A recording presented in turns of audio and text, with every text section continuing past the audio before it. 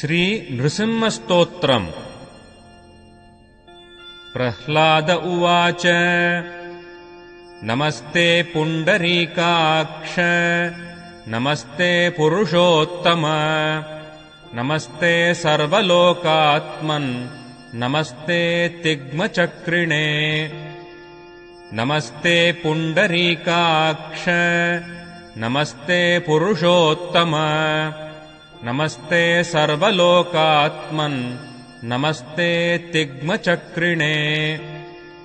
नमस्ते वासुदेवाय नमस्ते करुणाकर नमस्ते विश्वरूपाय नमस्ते सर्वमूर्तये।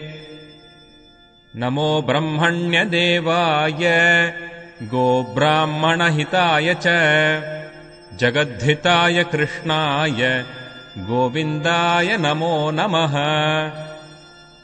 ब्रह्मत्वे सृजते विश्वम् स्थितौ पालयते पुनः रुद्ररूपाय कल्पान्ते नमस्तुभ्यम् त्रिमूर्तये। देवा यक्षाः सुरासिद्धा नागा गन्धर्वकिन्नराः पिशाचा राक्षसाश्चैव मनुष्याः पशवस्तथा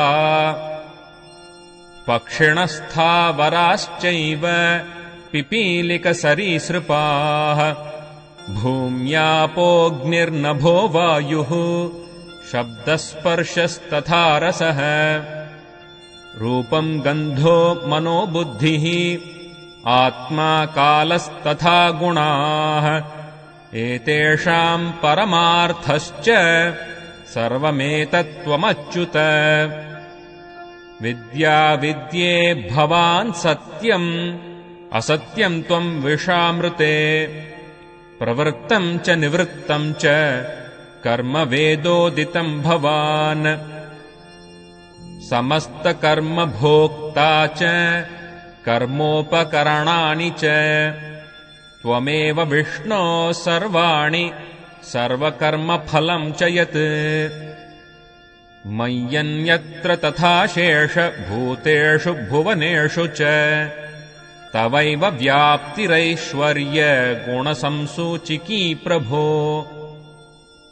त्वाम् योगिनश्चिन्तयन्ति त्वाम् यजन्ति च याजकाः हव्यकव्यभुगेकस्त्वम् पितृदेवस्वरूपधृत्।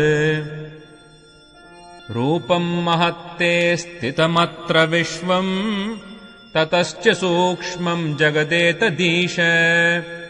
रूपाणि सूक्ष्माणि च भूतभेदाः तेष्वन्तरात्माख्यमतीव सूक्ष्मम्।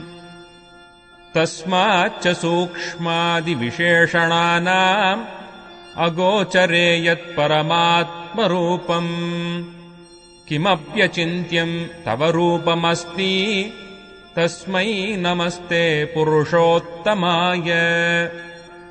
सर्वभूतेषु सर्वात्मन् या शक्तिरपरा तव गुणाश्रया नमस्तस्यै शाश्वतायै सुरेश्वर।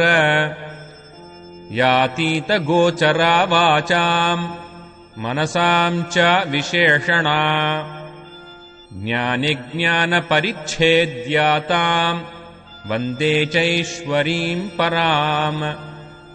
ॐ नमो वासुदेवाय तस्मै भगवते सदा व्यतिरिक्तम् न यस्यास्ति व्यतिरिक्तोऽखिलस्य यः। नमस्तस्मै नमस्तस्मै नमस्तस्मै महात्मने।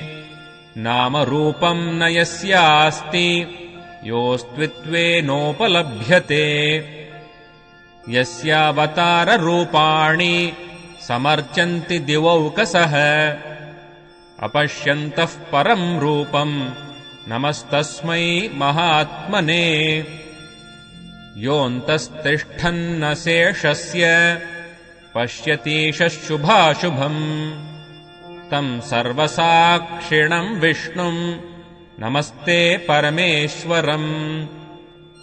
नमोऽस्तु विष्णवे तस्मै यस्याभिन्नमिदम् जगत् ध्येयः स जगताम् आद्यः स प्रसीदतु मे व्ययः यत्रोतमेतत्प्रोतम् च विश्वमक्षरसंज्ञके आधारभूतः सर्वस्य स प्रसीदतु मे हरिः ॐ नमो विष्णवे तस्मै नमस्तस्मै पुनः पुनः यत्र सर्वम् यतः सर्वम् यः सर्वम् सर्वसंश्रयः सर्वगत्वादनन्तस्य स एवाहमवस्थितः मत्तः सर्वमहम् सर्वम् मयि सर्वम् सनातने अहमेवाक्षयो नित्यः परमात्मात्मसंश्रयः